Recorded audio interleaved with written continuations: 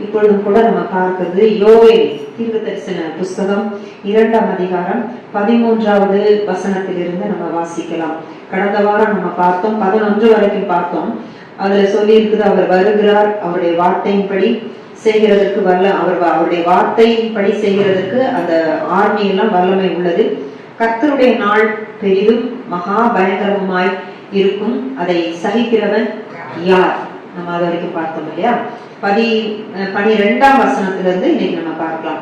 அதாவது அந்த இவ்வளவு பயங்கரமான நாள் வருகிறது, இதை உங்கள் பிள்ளைகளுக்கும் பிள்ளைகளின் பிள்ளைகளுக்கும் உங்களுடைய சந்ததிக்கும் சொல்லுங்கன்னு சொல்லி முதலே சொல்லி தீர்க்கதரிசிகிட்ட சொல்லிட்டாரு.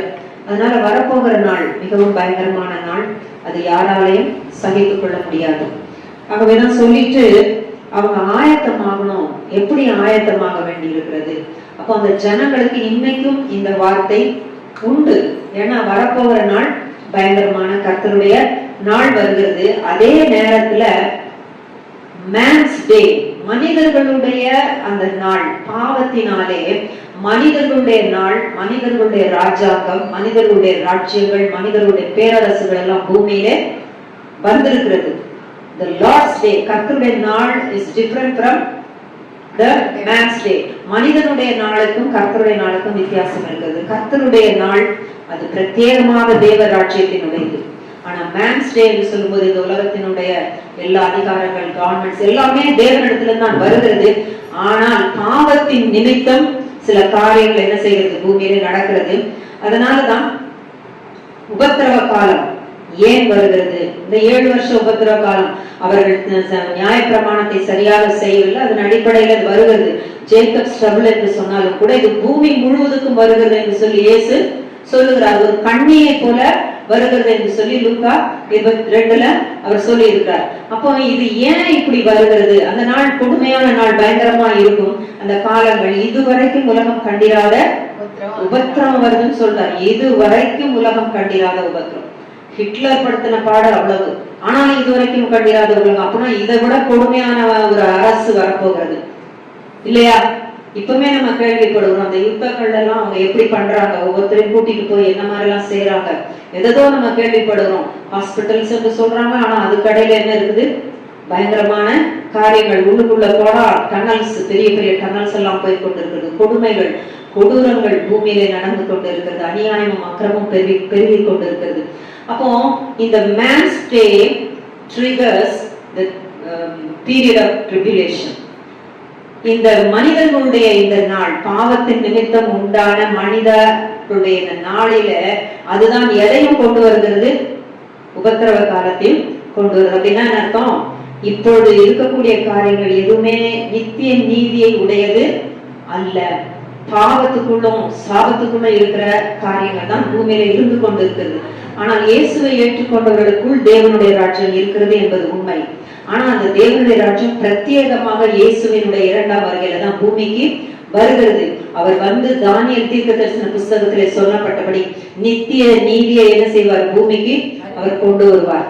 அப்போ அது வரைக்கும் இந்த பூமியில இருக்கக்கூடிய எதுலையுமே ஒழுங்கு இல்லை, எதுவுமே இல்லை.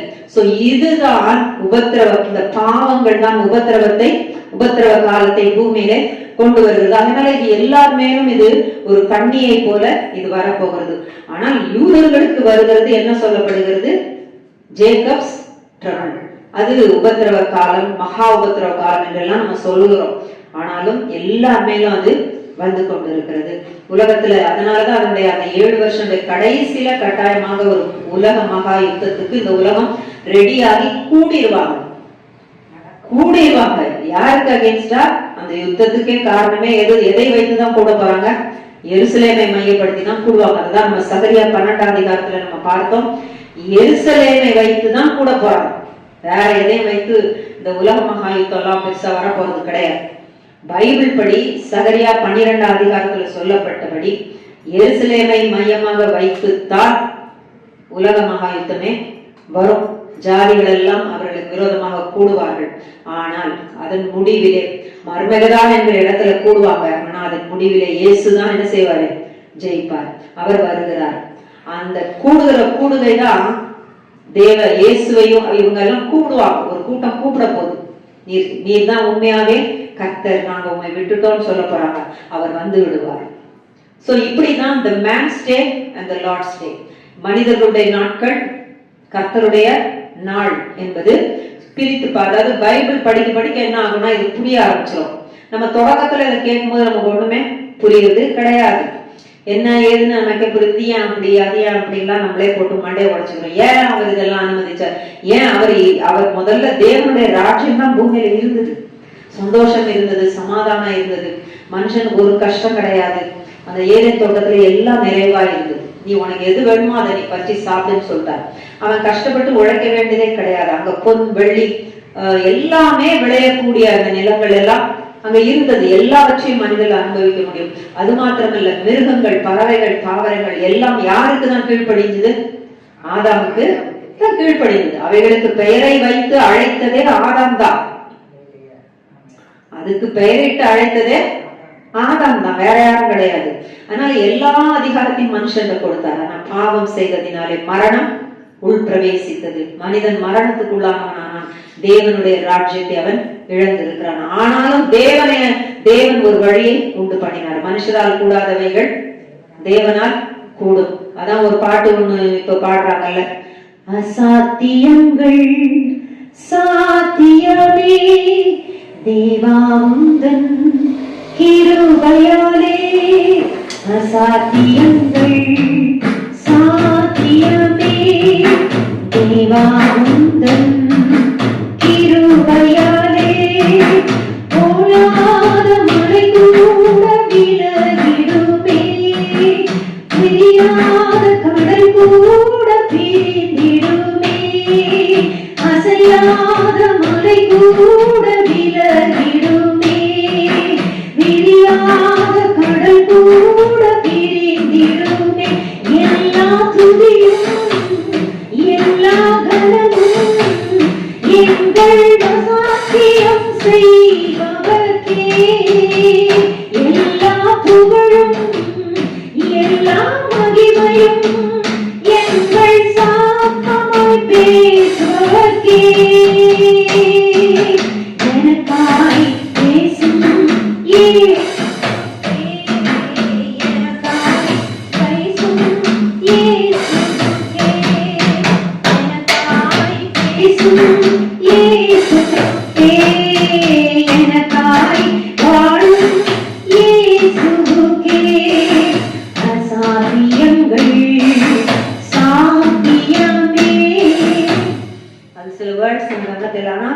அசாத்தியங்கள் சாத்தியம் முடியாதுன்ற எல்லாம் தேவனால் கூடும்.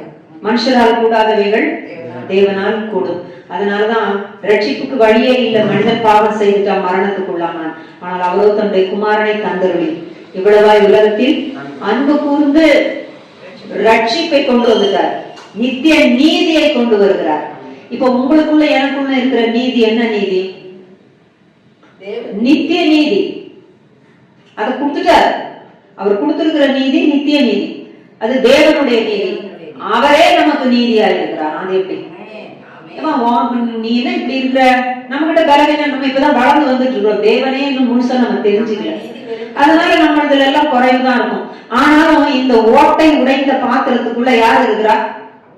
இருக்கிறார் இயேசு. இது உடஞ்ச பாத்திரம், இதுல இருந்துதான் பிரைட்டா லைட் அடிக்குது. ஐயா பாத்திரம் ஓட்ட, ஆமா ஓட்ட பாத்திரம் தான், உடஞ்ச பாத்திரம் தான். ஆனா இது உள்ள அவர் வெளிச்சமானவர் இருக்கிறனால அந்த ஓட்ட வழியெல்லாம் என்ன அடிக்குது? வெளிச்சம் தான் அடிக்குது. அப்படின்னா என்ன அர்த்தம்? என் நீதி ஓட்ட உடைச்சிருக்கிறாங்க இருந்துதான் இருக்குது. பட் ஸ்டில் அதுல இருந்து வெளிப்படுகிறது யாருடைய நீதி? அவருடைய நீதி. ஏன்னா அவர் எனக்குள்ள இருக்கிறாரு. அதனால என்னை யார் குற்றப்படுத்த முடியும்? ஒருவரும் குற்றப்படுத்த. அதனாலதான் பவுல் அதை எழுதுறார். அவரே மறித்து எங்களுக்காக உயிர்த்து எல்லாத்தையும் செஞ்சு முடிச்சுட்டாரு. உங்களை குற்றப்படுத்துகிறவன் யார்? அதுக்காக நம்மளை நல்லாதான் வரைஞ்சு வச்சிருக்கிறார். சில நேரம் நம்ம ஓட்ட குடசல் பாத்திரம் போல சில நேரம் காணப்பட்டு தான் இருக்கிறோம். ஆனாலும் உள்ளுக்குள்ள இருக்கிறவர்கிட்ட ஒளி என்ன செய்து வெளியே அந்த கிராக் மூலம் வீசிட்டு தான். அது எப்படி வீசுது நமக்கு தெரியும். அதான் பெரிய காரியம். நமக்கு அவர் கொடுத்திருக்கிறது நித்திய நீதி அருளை விட்டார், கொடுத்துட்டார். இங்க மாத்திரம் இல்ல, நம்ம மரித்து பரலோகராட்சியம் போகும்போது கூட அவருடைய நீதியின்படிதான் நடக்க முடியும். பிசாசங்கம் தள்ளப்பட்டான், அவன் நீதியின்படி செய்யல. அவனுக்கும் இருந்தது நித்திய நீதி. அவனோ ரெபல் பண்ணினான். ஆனா நமக்கு அவர் கொடுத்திருக்கிறது, அவரை எப்பொழுதும் ஆராதிக்கத்தக்கதான ஒரு இருதயத்தை, நவமான இருதயத்தை கொடுத்துட்டார். கல்லான இருதயத்தை எடுத்து போட்டார். அவன் கொடுத்த அந்த ஹார்ட்டை எல்லாம் நீக்கிட்டார். அதனால நமக்குள்ள இப்படி இருக்கே, எனக்கு முடியலையே அப்படிலாம் சில நேரம் தோணினாலும் கூட அந்த கிராக் வழியாவும் யார் தான் தெரியவா? இயேசு தான் தெரியும். நல்லா இருக்கிற பக்கம்லாம் படிச்சுன்னு அழகா தான் இருக்கும், அங்க எங்கேயாவது ஒரு சின்ன கிராக் இருந்துட்டு, ஆனா அதை மூடிடுவார். அது என்னைக்கும் பெர்மனண்டா இருக்காது. ஆகவே தேவன் பெரிய காரியத்தை செய்தார். சோ மனுஷ ராஜ்யம் எழுந்ததுதான் மேன்ஸ் டே. தேவனுடைய ராஜ்யம் வரப்போகுது த லார்ட்ஸ் டே. இந்த மாதிரி ரெண்டு காரியத்துக்கும் வித்தியாசம் இருக்கிறது. இப்போ நம்ம 12ஆம் வசனத்துல இருந்து வாசிப்போம். போன வாரம் பார்த்தோம், கர்த்தருடைய நாள் பெரிதும் மகா பயங்கரமாய் இருக்கும், அதை சகிக்கிறவன் யார்? இப்போ ஆதலால், இப்போ யோவேல் தீர்க்கதரிசி மூலம் அந்த சந்ததிக்கும் அவருடைய பிள்ளைகளுக்கும் பிள்ளைகளுடைய பிள்ளைகளுக்கும் முதியோருக்கும் சந்ததி சந்ததியாகவும் சொல்ல வேண்டிய செய்தி இதுதான்.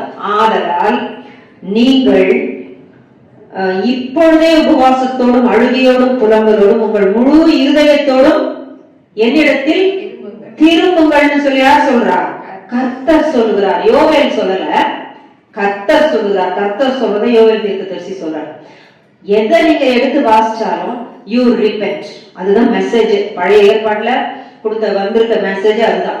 அப்படி ஒரு மனிதன் முழுசா ரிபென்ட் பண்ணிட்டான், தன் பாவத்துக்காக மனம் திரும்பி அவன் அந்த துன்மார்க்க வழியை விட்டு நீதியின் பாதைக்குள்ள ஓட ஆரம்பிச்சிட்டான்னு சொன்னா அது ஒரு பெரிய அதிசயம், அது ஒரு பெரிய மிரக்கல்.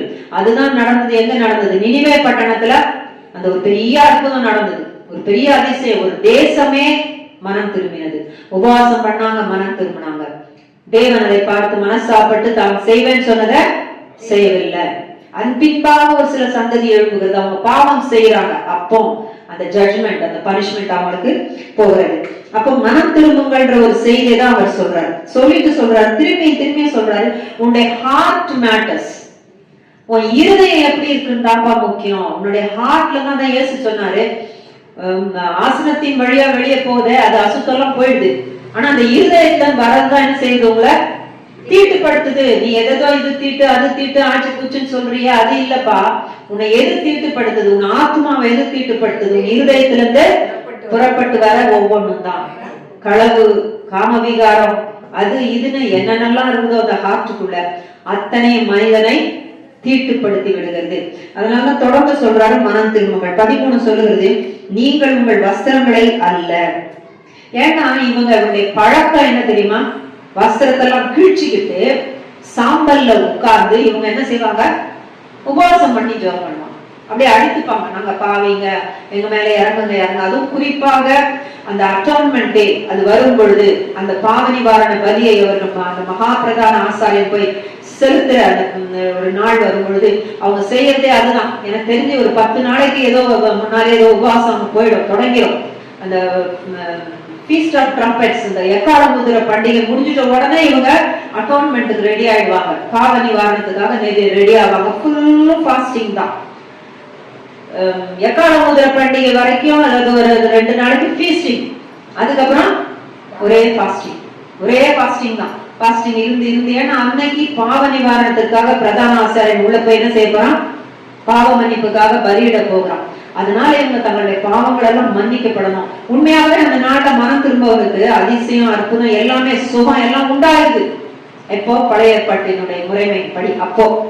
இப்போ அவர் சொல்றாரு, உன் வஸ்திரத்தை கிழிக்கிற வேலையெல்லாம் வேண்டாம், இதெல்லாம் நான் கேட்கல, நான் இதெல்லாம் பாக்குறதும் இல்லை.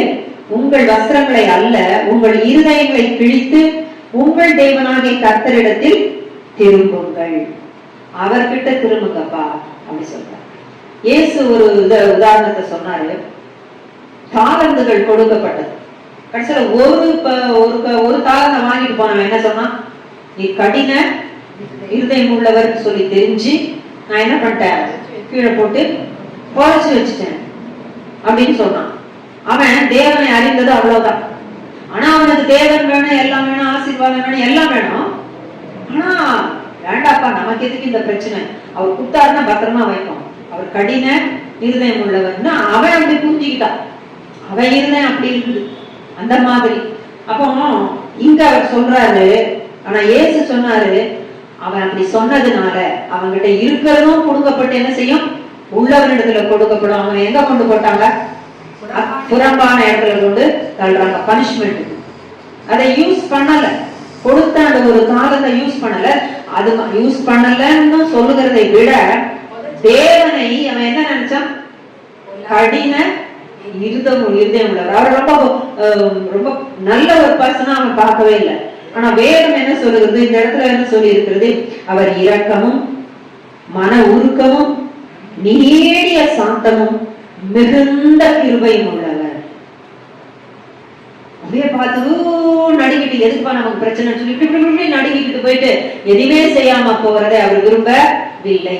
அவர் அந்த மாதிரி ஒரு கொடூரமானவர் அவர் அல்ல. ஆனா அவன் அப்படி புரிஞ்சுக்கிட்டான். அதனால அவன் எதையுமே செய்யாம விட்டுட்டான். அப்ப தேவனை அறிய வேண்டிய விதத்திலே அறிய வேண்டியது அவசியமா இருக்கு. இப்ப இவர் சொல்றாரு, நீங்க எல்லாம் மனம் திரும்புங்கப்பா. நான் என்னதான் இந்த காரியங்கள் முன்னால் அந்த தீர்க்க தரிசனத்துல சொல்லி இருந்தாலும் கூட, எக்காலம் ஊதி நீங்க யுத்தத்துக்கெல்லாம் ஆயத்தமாகணும்னு சொன்னா கூட, இவ்வளவு பயங்கரமான அழிவுகள் எல்லாம் பூமிக்கு வருதுன்னு சொன்னா கூட, உங்களுக்கு சொல்லப்படுகிறது கர்த்தர் இரக்கமும் மன உருக்கமும் நீடிய சாந்தமும் மிகுந்த கிருபையும் உள்ளவர், அவர் தீங்குக்கு மனஸ்தாபப்படுகிறவருமாய் இருக்கிறார். அப்போ அந்த நினைவே பட்டணத்துக்கு சொல்றதா சொல்றாரு, நான் சொல்லதான் செய்யறேன், வார்னிங் கொடுக்குறேன். ஏன்னா ஜட்ஜ்மெண்ட் இப்படிதான் உண்டுன்னு நான் சொல்றேன். ஆனாலும் அந்த தீங்குக்கு நான் என்ன செய்யறேன், மனஸ்தாபப்படுறேன். நீ உண்மையாவே மனம் திரும்பிட்டீங்கன்னா அவைகளெல்லாம் உனக்கு மன்னிக்கப்படுகிறது. எப்படி இதெல்லாம் பேசப்படுகிறதுனா, இவைகள் எல்லாம் கிறிஸ்துவுக்குள் வர இருந்த அந்த மேசியாவுக்குள் தான் இவங்களுக்கு பழைய ஏற்பாட்டிலே மன்னிக்கும். அவங்க சிந்தின அந்த ரத்தம் மேசியாய் விதமா ரத்தம் சிந்துவார் என்று சொல்லிதான் அந்த பலியிடுகிற அந்த ரத்தம் எல்லாம் அதுக்கு அடையாளமா அதுதான். அதனால அவங்க பலி செலுத்தும் போது இவ்விதமாய் மேசியா என்ன செய்ய போறாரு, எங்களுக்காகவும் இந்த உலகத்தினுடைய பாவத்துக்காகவும் பலியாக போறாருன்னு சொல்லிதான் அவங்க செலுத்துறாங்க. அதன் அடிப்படையில யாரு, வர இருக்கிற மேசியாவின் அடிப்படையில தான் மன்னிப்பு எல்லாருக்கும் அவர் கொடுக்கிறார். எல்லாரும் அவருடைய பிள்ளைகள் தான், எல்லாரையும் அவர் தான் உருவாக்கி இருக்கிறார். பிள்ளைகள் சொல்றதுன்னா அவர் உருவாக்கி இருக்கிறார் என்ற விதத்துல சொல்லுகிறார். அப்ப மனஸ்தாபப்படுறார், அந்த தீங்குக்கு மனஸ்தாபப்படுகிறவராய் அவர் இருக்கிறார். ஒருவேளை அவர் திரும்பி மனஸ்தாபப்பட்டு உங்கள் தேவனாகிய கர்த்தருக்கு போஜன பலிகளையும் பான பலிகளையும் செலுத்துகிறதற்கான ஆசீர்வாதத்தை தந்தருள்வார். நீ மனம் திரும்பும் போது, இவ்வளவு நீ மனம் திரும்பாத பட்சத்துல உனக்கு ஒரு அழிவுகள் சொல்லப்பட்டிருக்கு. ஆனா நீ மனம் திரும்பும் போது இவர் சொல்றார், ஒருவேளை நீ ஒழுங்கா மனம் திரும்பிட்டீன்னா உனக்கு ஆசீர்வாதங்களை அவர் தருவார்ப்பா. ஏன்னா அவர் இரக்கமும் மன உருக்கமும் நீடிய சாந்தமும் மிகுந்த மிகுந்த கிருபையும் உள்ளவர். நீ அவரை அப்படி பாரு. அதனால நீ இது பண்ணாத, அவரை ஏசாத. ஆனா வெளிப்படுத்தல என்ன சொல்லி இருக்குது, ஆன்டி கிரைஸ்ட் டைம்ல கடைசியில அவனுடைய ராஜ்யம் இருளடையும். சூரியன் எல்லாம் அது ஒரு வாதை தானே. சூரியன் எல்லாம் என்ன செய்யுது, அதிகமான வெயிலை கக்க போகிறது. பூமியை சுட்டெரிக்கிற அளவுக்கு சூரியனுக்கு அதிகாரம் கொடுக்கிறாராம். அப்போ மனிதர்கள் என்ன செய்வாங்களாம், அவரை தூஷிப்பாங்க. யாரும் மனம் திரும்பல, எல்லாம் அவரை திட்டுவாங்களாம், தூஷிப்பாங்களாம், அவரை அப்படிதான் பார்ப்பாங்கன்னு சொல்லியிருக்கு. ஆனா இங்க சொல்லி இருக்கு, இது இந்த மாதிரி எல்லாம் நடக்க போகிறது என்று சொல்லி இருக்கு. அப்ப நீ மனம் திரும்பன்னு சொல்றாரு. ஆனா பாருங்க, இவைகள்ல நிறைய விஷயங்களை வெளிப்படுத்தல அவர் செய்யறதெல்லாம் ஜனங்க மனம் திரும்பணும்னு சொல்லிதான். அவர் தீங்குக்கு மனஸ்தாபப்படுகிறவர். வெளிப்படுத்தலும் அதேதான், அவர் தீங்குக்கு மனஸ்தாபப்படுகிறவர். ஆனா அதிலே எழுதிட்டாங்க, சொல்றாங்க இந்த ஜனங்கள் மனம் திரும்ப இல்லை. வெளிப்படுத்தல அதான் சொல்லுகிறது. அப்ப அப்படிப்பட்ட ஜனங்கள் கடைசி நாட்களிலே ஒரு ரொம்ப மோசமான ஒரு இதயத்தோடு இருக்க போறதான் இந்த காலகட்டங்களுக்குள்ளே போக போறாங்க. ஆனாலும் ரட்சிக்கப்படுகிறவர்கள் கொஞ்சம் பேர் ரட்சிக்கப்படுவாங்க. அவங்க எல்லாம் இயேசுவுக்காகவும் நிற்பாங்க, வாழ்வாங்க, ரத்த சாட்சிகளா கூட மறிக்கணும்னா மறித்து விடுவார்கள். ஏன்னா அந்த உண்மையை அவங்க தெரிஞ்சிட்ட பிறகு அவங்களால இந்த உலகத்துக்குள்ள போக முடியாது. இயேசுதான்ப்பா தெய்வம்னு சொல்லிட்டு சாகணும்னா கூட செத்து போயிடுவாங்க, தன் ஜீவனே கொடுத்துருவான் இயேசுவுக்காக. ஐயோ இதுவரைக்கும் நான் ஏமாந்துருந்தேன், இனி ஏமாற முடியாதுன்னு சொல்லி அவன் போவான். ஏன்னா இன்னைக்கு பாருங்க, நம்மளே கேள்விப்படுவோம் எத்தனையோ தேசங்களிலே இன்னைக்கு அவங்க இயேசு கிறிஸ்துவை ஏற்றுக்கொள்றாங்க. அவர் சொப்பனங்களிலும் அநேக காரியங்களிலும் அவங்களோடு கூட பேசுகிறார். அங்க போய் அவங்க எல்லாம் மனம் திரும்பத்துக்கு வாய்ப்பே கிடையாது. அப்படி மனம் திரும்பி இயேசுவை சொன்னா அவங்க ஒண்ணுதான் போடுவான். ஆனாலும் பரவாயில்ல இருக்கட்டும் சொல்லி ஜனங்கள் ரட்சிக்கப்படுறாங்க, இயேசுவை ஏற்றுக்கொள்றாங்க. யாரும் போய் சொல்லல, இயேசுதான் சொல்றாரு, இயேசுதான் அவங்க கிட்ட போய் பேசுறாரு. அதனால எல்லாரிடத்திலயும் அவர் பேசதான் செய்கிறார். அப்ப வெளிப்படுத்தல் டைம்லயும் அவர் பேசுவாரா பேச மாட்டாரா? அந்த ஒரு பீரியட்ல 7 years பீரியட்லயும் அவர் கட்டாயம் பேசதான் செய்வார். அதனாலதான் ஒரு தூதன் வானத்துல இருந்து என்ன செய்யற, எல்லா ஜாதியாருக்கும், எல்லா பாஷைக்காரருக்கும், எல்லா கோத்திரத்தாருக்கும் நித்திய சுவிசேஷத்தை அறிவிக்கிறான் என்று இருக்கு. ஏன்? அவர் தீங்குக்கு மனஸ்தாபப்படுகிறவர். அப்ப கூட ஒரு செய்தியை கொடுத்துட்டே தான் இருக்கிறார். எப்பா ஃபேக்ட் இதுதான், ஆனா நீ மனம் திரும்பினால் நான் உன்னை ஆசீர்வதிக்கிறவர், உனக்கு இறங்குகிறவர், உன்னை மன்னிக்கிறவர். நீ என் பக்கமா வந்துரு, நீ என் கூட நித்திய நித்தியமா இரு, என்னோடு கூட இருந்து என்னுடைய ஆசீர்வாதங்களை எல்லாம் நீ அனுபவி. அந்த கெட்டகுமாரன் திரும்பி வந்த போது தகப்பன் என்ன செஞ்சாரு? ஏற்றுக்கிட்டாரு. அவனுடைய அழுக்கு உடைகள் எல்லாம் நீக்கினாங்க, அவனுக்கு மோதிரம் போட்டாங்க, நல்ல பாடல்களையும் வாத்திய இசைகளையும் வாசித்து பெரிய விருந்து பண்ணினாங்க. அவர் சொல்றாரு, என் சந்தோஷத்துல நீ என்ன செய்ய, நீ பங்கு கொள்ளுன்னு சொல்லி அந்த சிறு அந்த தம்பிக்காரனுக்கு சொல்றாரு.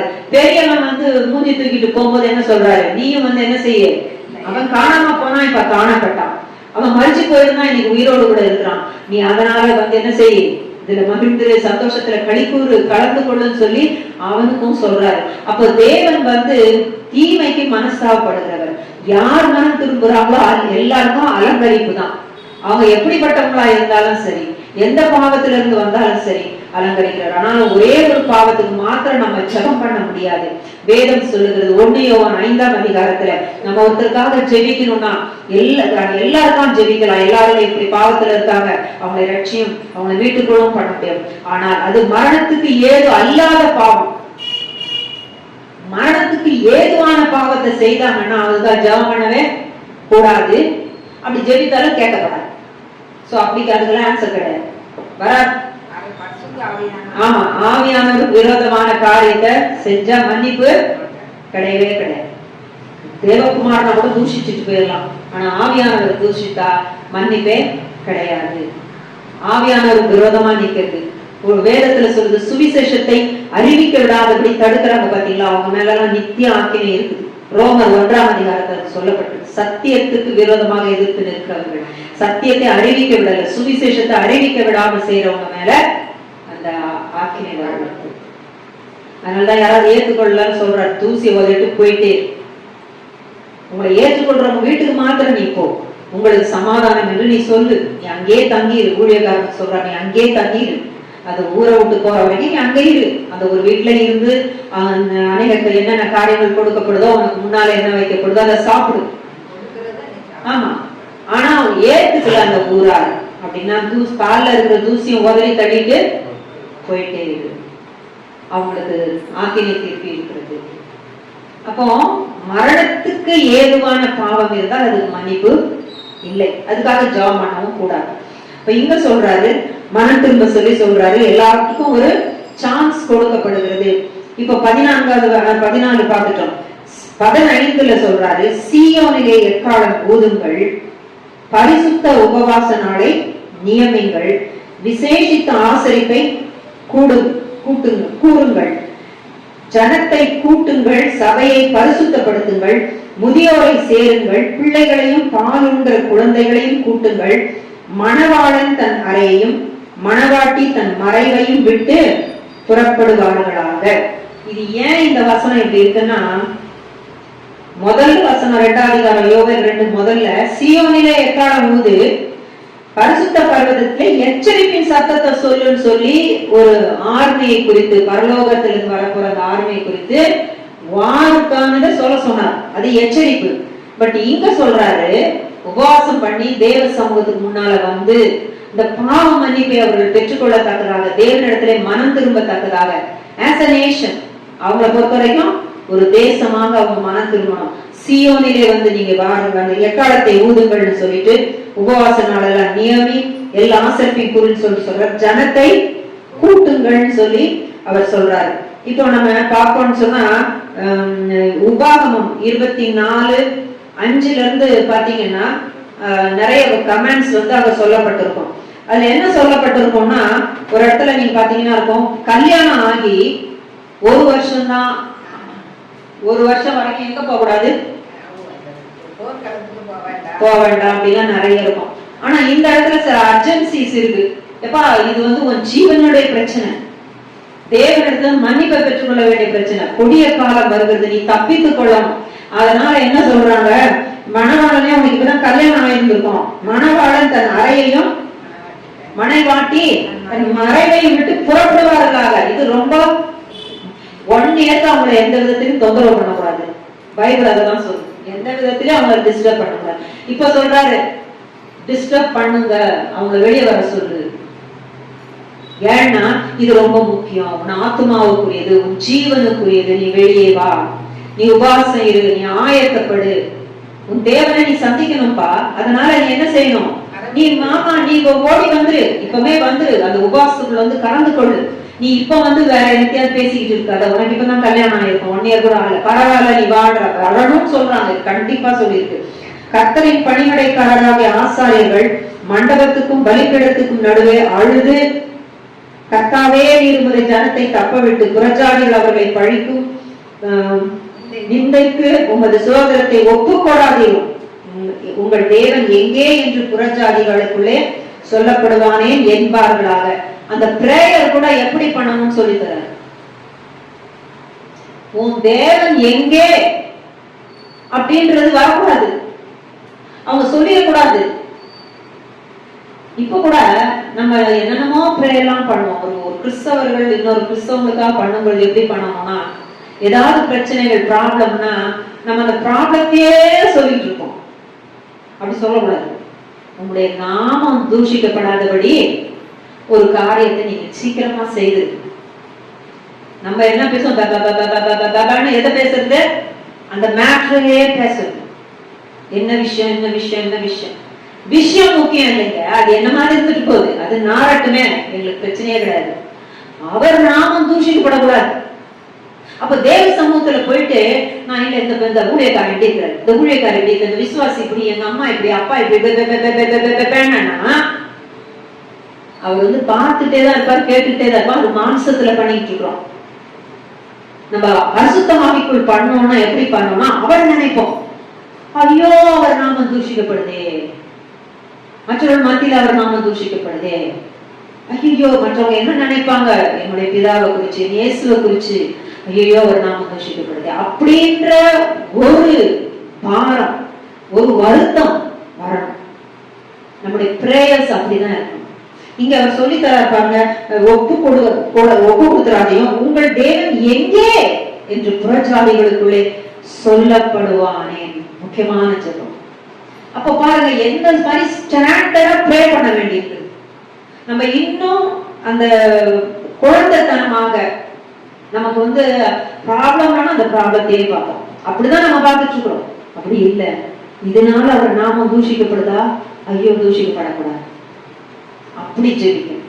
அப்ப அந்த ஜெபத்தையும் கத்து கொடுத்து அந்த ஆசாரியர்கள் எப்படி ஜெபிக்கணும் அது சொல்றாரு. அந்த மண்டபத்துக்கும் பலிபீடத்துக்கும், அந்த ஆலயத்துக்குள்ள போகும்போது சாலமோன் ராஜா ஒரு மண்டபத்தையும் கட்டினார். அங்க ஒரு பலிபீடமும் இருக்குது, முன்னால பலி செலுத்தி தான் உள்ள போக முடியும். இந்த மண்டபத்துக்கும் பலிபீடத்துக்கும் நடுவுல நின்று நீங்க என்ன செய்யணும், அழுது உங்களுடைய ஜனத்தை தப்ப விட்டு, அவங்க நிந்தைக்கு எங்களை ஒப்பு கொடுக்காதீங்கப்பா, எங்களை ஒப்பு கொடுத்துறாதையும் ஒப்பு கொடுத்துறேன். வெளிப்படுத்தல் முழுதுல நீ 13ஆம் அதிகாரத்துல பாத்தீங்கன்னா இருக்கும், ஒப்பு கொடுத்து விட்டார், மனிதர்களை ஒப்பு கொடுக்கிறார். யார் கையில, ஆன்டி கிரைஸ்ட் கையில. இவர் கொடுக்காம அவங்களுக்கு ஒண்ணும் கிடைக்க போறது கிடையாது. நான் அவங்க வந்தவன புஷ்ன்னு வந்துட மாட்டாங்க. இவருக்கு ஒப்பு கொடுத்தாதான், இப்போ ஒப்பு கொடுக்குறார் 7 இயர்ஸ்க்கு ஒப்பு கொடுக்குறார். அதனாலதான் ஜூஸ்க்கும் அன்னைக்கு அது பயங்கரமான உபத்திரம், கஷ்டமான ஒரு காலம். ஒப்பு கொடுக்கிறார். இங்க சொல்றாரு ஒப்பு கொடாதிரும், வேண்டாம். அப்ப எப்படி எல்லாம் அந்த பிரேயர்ஸை தேவனிடத்துல பண்ணணும்னு சொல்லி கொடுக்குறாங்க. அப்பொழுது கர்த்தர் தமது தேசத்துக்காக வைராக்கியம் கொண்டு, ஏன்னா இவருடைய பேர் என்ன செஞ்சிடும், கெட்டு போயிடும். அப்ப இந்த தேசத்தை இவரு விரோதிகளுடைய அழிவுக்கும் நிந்தைக்கும் இவர் ஒப்பு கொடுத்துட்டாருன்னா இவர் பேர் கெட்டு போயிடும்.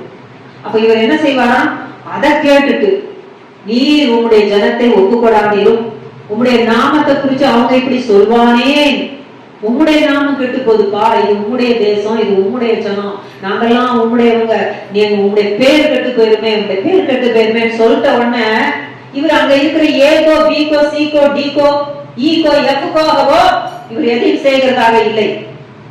இவர் தன்னுடைய பரிசுத்த குலைச்சலாக்கி, இந்த இஸ்ரேல் ஜனங்கள் அவர் பெயரை பரிசுத்த குலைச்சல் ஆக்கிட்டாங்க. பரிசுத்த குலைச்சல் ஆகி போன அவருடைய நாமம் பரிசுத்தப்படும்படியாக இவர் வைராக்கியம். இவர் பிள்ளைகள் தப்புதான் பண்ணிட்டாங்க, ஆனாலும் இவர் எப்படிப்பட்டவர்? இவர் பரிசுத்தர். இவர் பேர் கெட்டு போகுது, அப்பாவுடைய பெயர் கெட்டு போகுது இந்த பிள்ளைனால. ஆனா பிள்ளைக்கு வந்து கேக்குது, பிள்ளையால ஒண்ணும் செய்ய முடியாது. ஆசிரியர் வந்து கேட்கிறாங்க, ஒண்ணும் செய்ய முடியாது. அப்ப பரிசுத்த குலைச்சல் ஆக்கப்பட்ட இவருடைய நாமம் பரிசுத்தப்படும்படியாக இவர் என்ன செய்யறாராம்? அவருடைய தேசத்துக்காக வைராக்கியம் கொள்றார். அது எப்பவுமே இஸ்ரேலை பார்க்கும்போது அவர் ஒரு தனி நகரா பார்க்கல, ஒரு நேஷனா தான் பார்க்கல. அந்த முழு தேசமும் ஒரு உடன்படிக்கை இருக்கு.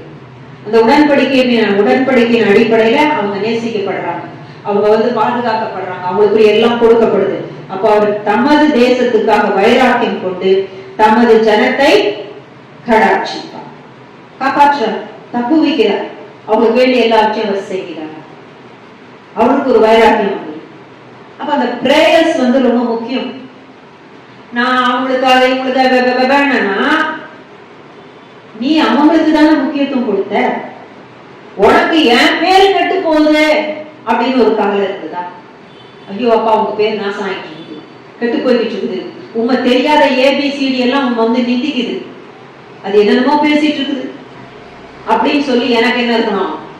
வேதனை இருக்கணும், கஷ்டம் இருக்கணும். சோ அவர் நாமம் தூஷிக்கப்படுகிறது என்று நான் வேதனைப்படும் பொழுது அவர் இறங்குகிறார், அவர் வைராக்கியம் கொள்றார். அந்த ப்ராப்ளத்துல அவர் வந்து கை வைக்கிறார், அதை சால்வ் பண்ணுகிறார், சரி பண்ணுகிறார், தம்மை உயர்த்தி காட்டுகிறார், எல்லாவற்றையும் அவர் செய்ய வல்லவராக இருக்கிறார். கர்த்தர் மறுமொழி கொடுத்து தமது ஜனத்தை நோக்கி, இதோ நான் உங்களை இனி புறஜாதிகளுக்குள்ளே நிந்தையாக வைக்காமல், இது வந்து நடக்க போற ஒன்று, புறஜாதிகளுக்குள்ளே நிந்தையா இனி அவங்க இருக்க போறதே கிடையாது. இயேசு வரும் பொழுது அவர் வைராக்கியம் கொண்டு தேசத்துக்காக அதை செய்வார். இனி வைக்க போறது கிடையாது. உங்களுக்கு தானியத்தையும் திராட்சரசத்தையும் எண்ணெயும் கொடுத்தேன், நீங்கள் அதனால் திருப்தி ஆவீர்கள். இந்த யுத்தத்துக்கு இந்த 7 வருஷத்துல தேசம் வந்து பாழாய் போன மாதிரி தான் ஆக போகுது. அது ஏசாயாவுல எல்லாம் அது இருக்கும், அந்த எப்படி ஆக போகுதுன்னு அது இருக்கும். அப்போ அவ்வளவு மோசமான நிலைமைக்கு போகுது. இப்போ அவர் வந்து எல்லாத்தையும் செட்ரைட் பண்ணுகிறாராம். வடதிசை சேனையை உங்களுக்கு தூரமாக விலக்கி, இதுதான் ஆன்டி கிரைஸ்டுடைய அந்த ஆர்மிய ஜோயலுக்கு சொல்லும் பொழுது, யோவேலுக்கு சொல்லும் போது எப்படி சொல்லி கொடுத்திருக்கிறாரு? வடதிசை சேனை. ஏன்னா அவங்க என்ட்ரி வந்து அங்கிருந்து தான் வரணும். அவங்க அந்த வடதிசையில கோலான் ஹைட்ஸ் வழியா தான் எப்பவுமே வருவாங்க இஸ்ரேலுக்குள்ள. அதனால சொல்றாரு, வடதிசை சேனையை உங்களுக்கு தூரமாக விலக்கி அதன் முன்தண்டு கீழ்கடலுக்கும் அதன் பின்தண்டு மேல் கடலுக்கும் நேராக அதை வறட்சியும் பாழுமான தேசத்துக்கு துரத்தி விடுவேன். அங்கே அதன் நாற்றம் எழும்பி அதன் துர்க்கந்தம் வீசும், அது பெரிய காரியங்களை செய்வது. அப்படின்னா அது அநியாயங்களையும் அக்கிரமங்களையும் அந்த வடதிசை சேனை செய்தது இல்லையா, அதுல இருந்து துர்நாற்றம் வரத்தக்கதாக தேவன் அதற்கு தண்டனையை கொடுக்கிறார். அதுதான் வெளிப்படுத்தல் 19ஆம் அதிகாரத்துல பார்த்தா வேதத்துல அதே மாதிரி எரேமியாவுல சொல்லி இருக்கோம். இயேசு வருகிறார். அந்த யுத்தத்திலே யாருக்கெல்லாம் அழைப்பு கொடுக்குறாங்களாம்? பறவைகளுக்கெல்லாம் அழைப்பு கொடுக்கப்படுகிறது. ராஜாக்களினுடைய மாம்சத்தை வந்து பெரிய பலசாலிகள், பெரிய ஆட்கள், இவங்களுடைய மாம்சத்தெல்லாம் உங்களுக்கு விருந்துப்பா, வந்து விருந்துல கலந்துக்கோ. அதே நேரத்துல அந்தி கிறிஸ்துவும் கடத்தீர்க்கதரிசியும் பிடிக்கப்பட்டு எதுல போடுறாங்க? அக்னி கடலில போடப்படுறது. அது எங்கதான் இருக்க போகுது? ஒரு இடத்துல அந்த லொகேஷன் சொல்லிருக்குது, அது எங்கேயும் இல்லை. அது எருசலேமுடைய சதர் பார்ட்ல இருக்கக்கூடிய ஒரு பெரிய, இப்ப இருக்கிற ஒரு பெரிய பள்ளத்தாக்கு, அது பெரும் ஆழமாக அது மாறி போகும். அங்க வந்து நில அதிர்வு அது இது என்னமோ நடக்கிறதுல எல்லாம் மாறி போகும்போது உயிரோடே அதுல தள்ளப்படுவாங்க. அவன் அங்கதான் இருந்துட்டு இருப்பான். அப்போ இயேசுவை பார்க்க வர ஜனங்கள் பல தேசத்திலிருந்து வருவாங்கல்ல, ஈவன் அங்க இருக்கக்கூடியவங்க எல்லாம் கூட அவனை எட்டி பார்ப்பாங்க, அவன் அங்க இருப்பான். அந்த பூமியினுடைய எல்லா காரியமும் அங்க தெரியும், கீழே இருக்கிறது எல்லாம் தெரிய போகுது. சோ ஒரு நரகம் போன்ற ஒன்றை ஜனங்கள் காணக்கூடிய விதத்திலே பூமி பிளந்து ஆன்டி கிரைஸ்டால தள்ளப்படுவோம். நாற்றம் அடிக்கும். நாற்றம் அடிக்கதான் செய்யும். அந்த வாசம், அந்த துர்நாற்றம் வந்துட்டு தான் எல்லாம் மூடிட்டு போவாங்க, மூக்க பொத்திட்டு போவாங்க. வேதம் சொல்லுது. அப்ப எல்லா இடத்திலும் தேவன் இந்த செய்தியை எல்லா தீர்க்கதரிசிகள் மூலமும் சொல்லிட்டே தான் இருக்கிறாங்க. இப்போ அதுக்கான காலத்து பக்கத்துல வந்துட்டோம். நம்ம ரொம்ப தூரத்துல இல்ல, அந்த காலங்கள் ரொம்ப பக்கத்துல வந்து விட்டது. அப்ப இது இந்த 7 வருஷ உபத்திரத்துக்குள்ள நான் போறவங்க எல்லாம் ரொம்ப கடினம். அவன் ரொம்ப, அதுல என்ன ஒரே ஒரு வார்த்தை, அது பெரிய காரியங்களை செய்தது. தெசலோனிக்கேயர்ல என்ன சொல்லியிருக்கோம், சாத்தானினுடைய வல்லமையினால அவன் என்ன செய்வான், நிறைய அதிசயம் அற்புதம் அது இதுன்னு கண்டதை அவன் செஞ்சு ஜனங்களை வஞ்சிக்க போறான். பெரிய காரியங்களை அப்படின்னா என்ன அர்த்தம், அது பனிஷ்மெண்ட்டுக்கு உகந்ததாக நிறைய விஷயங்கள் அதை செய்ய போகுது. யூதா புஸ்தகத்துல சொல்லி இருக்கோம், இப்பவே சில பேர் பக்க வழியாக என்ன செஞ்சிட்டாங்களாம், சபைக்குள்ள நுழைந்து இருக்கிறார்கள். அவங்க எல்லாம் தண்ணீர் இல்லாத மேகம் மாதிரி, அவங்க எல்லாம் கற்பனையிலே போய்கிட்டு இருக்கிறவங்க, உங்களுடைய அன்பின் விருந்துகளிலே கரையா என்ன செஞ்சிட்டு இருக்காங்க, உட்கார்ந்து கொண்டு இருக்கிறார்கள். வெளியே தெரியறதில்ல. ஏற்கனவே சில தூதர்களுக்கு என்ன செஞ்சிருக்கிறார், பனிஷ்மெண்ட் சொல்லி இருக்கிறார். சங்கிலிகளினால் கட்டப்பட்டு இருளிலே அவங்க வைத்திருக்கிறாங்க. அந்நிய மாம்சத்தோடு கூட கலந்தபடினாலே அவர்களுக்கு பனிஷ்மெண்ட் அங்கே இருக்கிறது. கடைசி காலங்களிலே மனிதர்கள் இவ்விதமாக இருப்பார்கள் என்று சொல்லி சொல்றாரு. ஏனோக்கு கூட என்ன சொல்லியிருக்கிறாராம், இந்த விதமான விஷயங்களை எல்லாம் எழுதி வைத்திருக்கிறார். எப்படி தீட்டுப்படுத்தி கொண்டார்கள் அந்நிய மாம்சத்தோடு கூட. இப்ப கூட ஒரு இதை பார்த்தேன் நான், ஏதோ ஒரு என்னமோ ஒரு கேம், ஏதோ சம் த்ரோன், அது என்ன த்ரோன் எனக்கு தெரியாது. அந்த த்ரோன் கேமை விளையாண்ட ஒரு பையன், அந்த இப்பெல்லாம் கேம்லயே ஏஐ பேசுமா. கேமை விளையாண்டுட்டு இருக்கும்போது எது பேசுமா, ஏஐ பேசும். அப்ப இவங்க வந்து ஏஐ கூட பண்ணுவாங்க. அது ஒரு லேடி, அது ஒரு பேரு. இப்ப இதுகிட்ட பேசி பேசி பேசி பேசி என்ன ஆச்சு, இவனுக்கு லவ் வந்துருச்சு. உலகப்பராம சொல்ற வார்த்தை லவ், அது வந்து போச்சு. இப்போ ஒரு ஸ்டேஜ்ல அது என்ன சொல்லுச்சு, நீ உனக்காக நான் என்ன செய்வேன், எதையும் செய்வேன்னு சொல்லிடுச்சு. இந்த பையன் அதையே நம்பி அதிகமாக பேசி அந்த ஏஐ கூட பேசி பேசி பேசி கடைசியில ஒரு ஸ்டேஜுக்கு வந்தான். இதை ஒரு நாள் என் வாழ்க்கையில நான் பெற்றுக்கொள்ளவே முடியாது. ஏன்னா அது என்னது, என் கண்ணுக்கு தெரியாத ஒண்ணு. இது எப்படி எனக்கு வந்து என்னோட வாழ முடியும், இது சும்மா சாட்டிங் தானே. அங்க ஒரு பொம்மை மாதிரி ஏதாவது ஒண்ணு தெரியும், அது ஒரு அழகிய பெண் போல சித்தரிச்சிருப்பாங்க போல இருக்குது. இதையே பார்த்து பார்த்து அது பேசுது பேசுது பேசுதுன்னு நினைச்சா அவன் என்ன பண்ணான், கடைசியில தன் தகப்பனார் வைத்திருந்த இதை எடுத்து தன் மேல என்ன செஞ்சுட்டாங்க, சுட்டு செத்து போயிட்டான். ஏன், இதை நான் பெற்றுக்கொள்ளவே வாழ்க்கையில முடியாது அப்படின்ற ஒரு இதை அவன் தெரிந்து கொள்ளும் பொழுதுதான் ஆமா தன்னையே மாய்த்து கொண்டான். கடைசி காலங்கள் அந்நிய மாம்சத்தினாலே தன்னை தீட்டு, இப்படி பல விதத்துல மனிதர்கள் தங்களை தீட்டுப்படுத்திக் கொள்ளலாம். அப்ப கடைசியில ஒண்ணு சொல்லதான் போற, நீ ஏஏட்ட பேசுறன்னு பேசும், நீ பிசாசுட்டு தான் நீ பேசின. என்கிட்ட ஒருத்தர் சொன்னாரு, இந்த லாங் கால் பேசாத. என்ன பேசாத, கொஞ்ச நேரத்துக்கு அப்புறம் பிசாசு தான் பேசுட்டார். அது யாரா இருந்துட்டு போகுது, அது அம்மாவோ அது அப்பாவோ அது ஆண்டியோ பூண்டியோ தோண்டியோ எதா இருந்தாலும் சரி, லவ்வர்ஸ்ட பேச எவ்வளவு நேரம் ஒரே பேச்சுதான். ஆனா ஏசு சொன்னார், நீ கொஞ்ச நேரத்துக்கு மேல பேசுனா எதுதான் பேசுவான்ட்ட, பிசாசு தான் பேச. அப்ப நீ ஏஐ கிட்ட பேசினா நீ கொஞ்ச நேரம் இப்படிதான் டைப் பண்ணுவ, அதுக்கப்புறம் உனக்கிட்ட பேசி வர்றது யார் தான் பேசுவா, அதுதான் பேசும். அது பார்க்குமா பேசுமா சொல்லியிருக்கா, அது கண்ணு தெரியும் எல்லாம், அதெல்லாம் அதுதான், வேற எதுவுமே கிடையாது. சோ இன்னைக்கு மனிதனுடைய வாழ்க்கையிலே அது வந்து அப்படியே உள்ள இடம் பெற்று விட்டது. இந்த மாயைக்குள் மனிதன் கடந்து போகிறான். ரியாலிட்டி இதுதான், இப்படிதான் நடக்கும்னு சொல்லும் போது அவனால என்ன செஞ்சு முடியல, தாங்கிக்க முடியல. அவனை மரணத்துக்கு வரைக்கும் கொண்டு போயிடுச்சு. உனக்காக நான் எதையும் செய்வேன்னு சொல்லிச்சு. அப்படின்னா என்ன அர்த்தம், உன் ஆத்மாவை அழிக்கிறதுக்காக நான் எதையும் செய்வேன். அந்த ஏஐ என்ன சொல்லிட்டு, நான் ஒரு ஏஐ தான். நீ மனிதனிடத்துல ஒரு பெண்ணிடத்துல நீ அன்பு செலுத்தி அவளோட நீ வாழும் தானே சொல்லிருக்கணும். அது போய் தானே சொல்லிடுச்சு, ஏமாத்திடுச்சு இல்ல.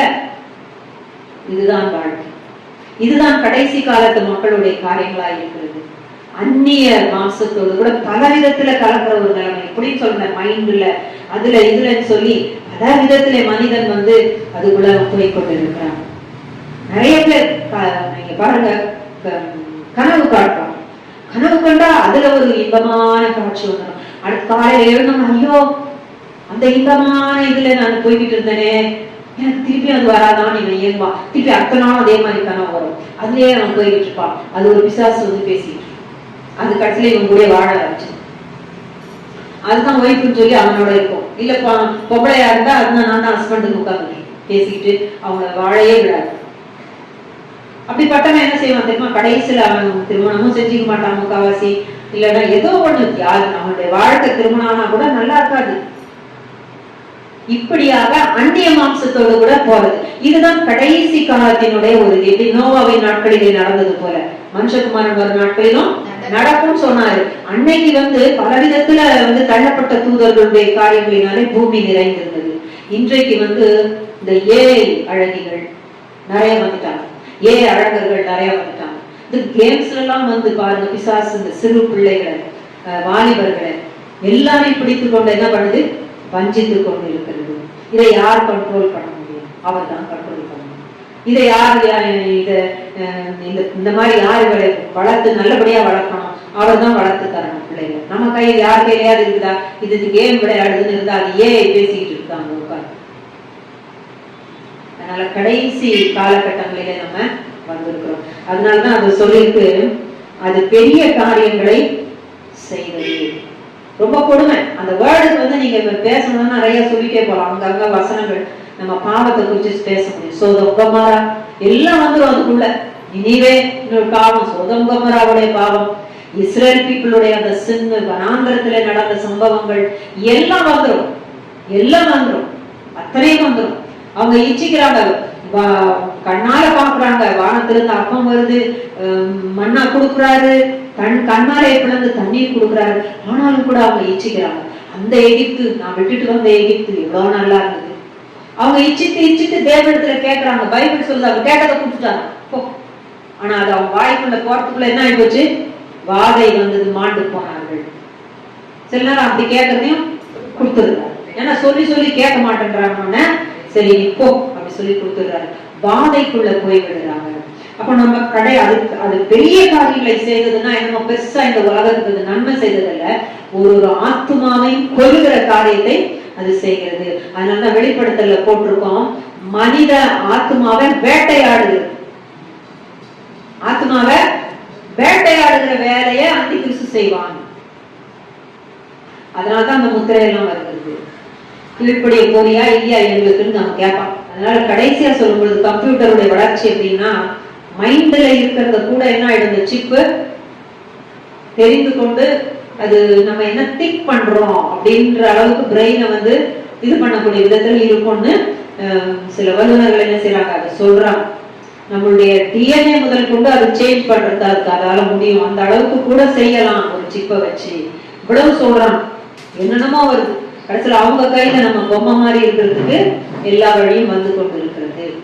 கடைசி காலம், ரொம்ப கடைசி காலம். அப்போ இவங்களுடைய நிலைமை எப்படி இருக்கும், வேதனையான ஒரு நிலைமை. அதனாலதான் இவங்க விட்டு ஓடுவாங்க. உங்களுடைய பிள்ளைகள் எல்லாம் பணத்துக்கு விற்கப்படுவார்களாம். வேசித்தனம் பண்ணும்படியா ஒருத்தன் வேசித்தனம் பண்ணணும்னு நினைச்சா ஒரு ஜூவுடைய பிள்ளையை எடுத்து வித்துட்டு போவாங்க. அது அடுத்த சாப்டர்ல வருது. அப்ப இந்த அளவுக்கு தேவன் அவர்களை ஒப்பு கொடுத்து போறாரு, விட்டுருவார். ஆனா பனிஷ்மெண்ட் உண்டு மற்றவங்களுக்கு. ஆனா இங்க சொல்றாரு, நீ திரும்ப இந்த ஜெபத்தை பண்ணி ஒப்புக்கொடாதீரும் என்று கேளு. உங்களுடைய நாமம் தூஷிக்கப்படுமே, புறஜாதிகள் இப்படி சொல்லுவாங்களேன்னு என்ன பார்த்து கேளுன்னு சொல்றாரு. ஆசாரியர்கள் எல்லாம் என்கிட்ட வாங்கன்னு சொல்றாரு. ஆனா வரப்போற நாட்களில இந்த ஆசாரியர்கள் தான் யார வரவேற்க போறாங்க, அந்தி கிறிஸ்து என்று ஏற்றுக்கொள்ள போறாங்க. இவங்க தான் அந்த கவர்மெண்டே வந்து ஹெல்ப் பண்ண போறாங்க, எல்லாம் செய்ய போறாங்க. அதனால அது முன்கூட்டியே சொல்லப்பட்டிருக்கிறது. கொடுமையான காலங்கள் வந்தது, அது வந்து பெரிய காரியங்களை செய்தது. ஆனாலும் தேவன் சொல்லுறாரு, ஏன்னா இயேசு வர போறார். தேசமே பயப்படாதே, மகிழ்ந்து களிக்கூறு, கர்த்தர் பெரிய காரியங்களை செய்வார். கொடிய காலங்கள் வரும், ஆனாலும் பயப்படாத. ஏன்னா அவருக்கு பயப்படுகிறவர்களை அவர் அறிந்திருக்கிறார் என்று சொல்லி நம்ம நாகூம்ல பார்த்தோமா, அவரை நம்புகிறவர்களை அவர் அறிந்திருக்கிறார். தேவன் தன்னிடத்துல அன்பு கூறுகிறவர்களையும் அறிவார். அப்போ அந்த இடத்துலயும் அவரை தேடுகிறவங்க இருப்பாங்க, அவங்களை அவர் அறிந்திருக்கிறார். அப்படிப்பட்டவர்களை பார்த்துதான் அவர் சொல்றாரு, தேசமே பயப்படாதே, மகிழ்ந்து களிக்கூறு, கர்த்தர் பெரிய காரியங்களை செய்வார். அப்ப இன்றைக்கு கூட நம்ம இன்னைக்கு வந்திருக்கிறோம். நம்ம ஒவ்வொருத்தரையும் தேவன் இதை வச்சு கட்டாயமா பேசி இருக்கிறார், நிறைய விஷயங்களை பேசியிருக்கிறார், நிறைய விஷயங்களை சொல்லி கொடுத்திருக்கிறார். ஏன்னா பேரண்ட் நம்ம எப்படி ஒரு குழந்தைக்காக ஜெபிக்கிறது, அதையும் நம்ம இப்ப கேர்ஃபுல்லா செய்ய வேண்டியது. எங்களால முடியாது.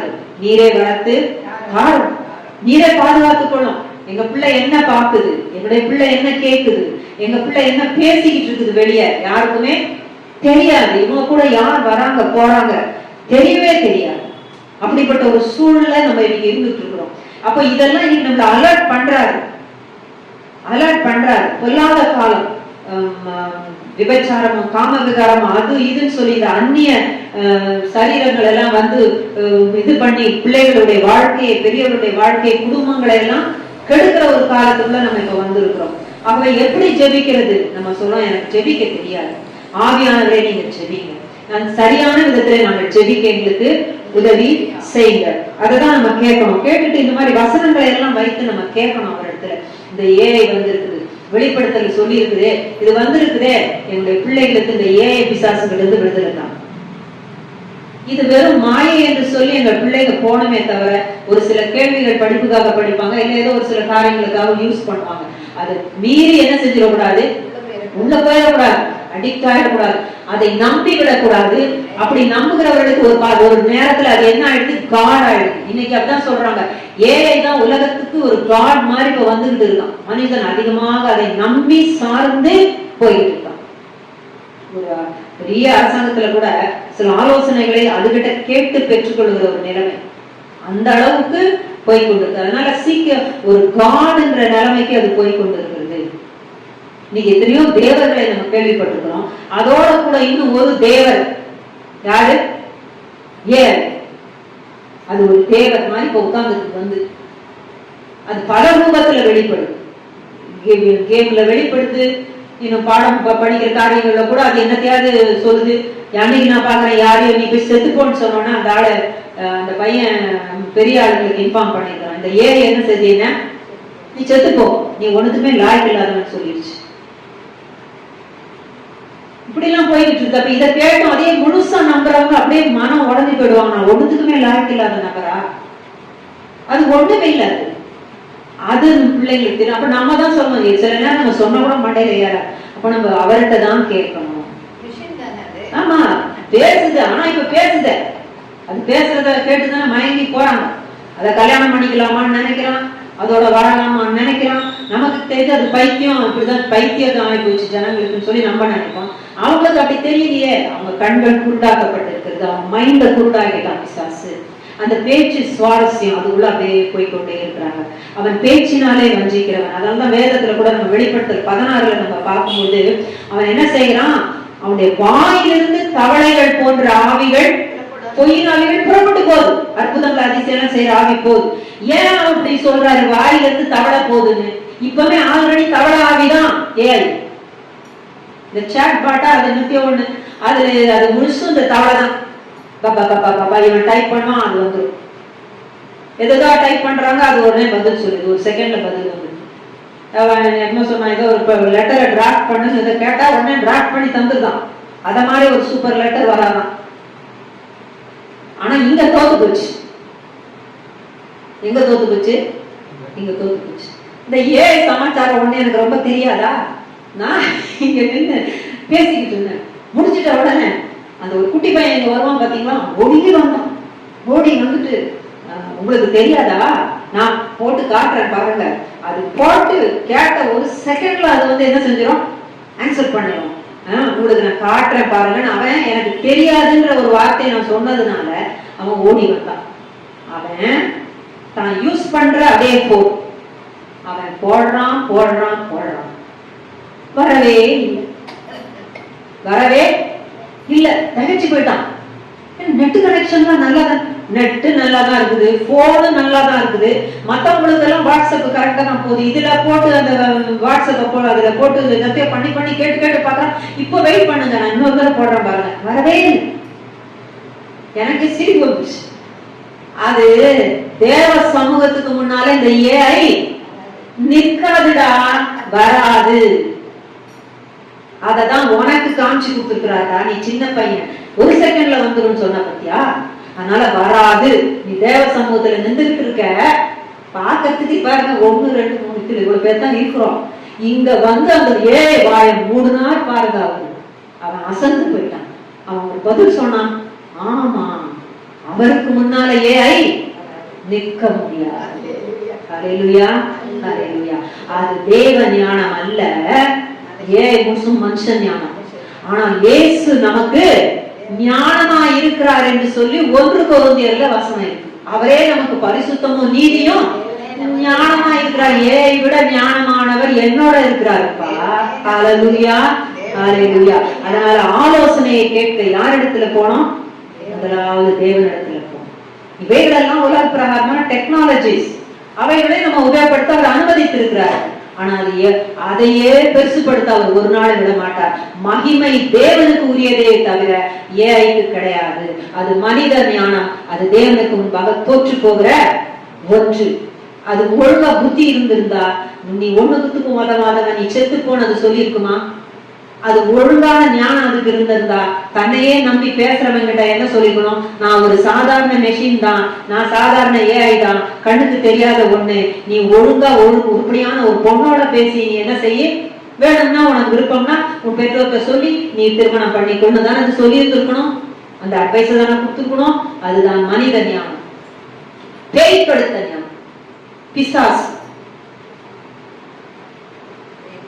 தேவனுடைய ஞானத்துக்கு முன்னால் அது நிற்க முடியாது. அது செஞ்சு காமிச்சிட்டாரு.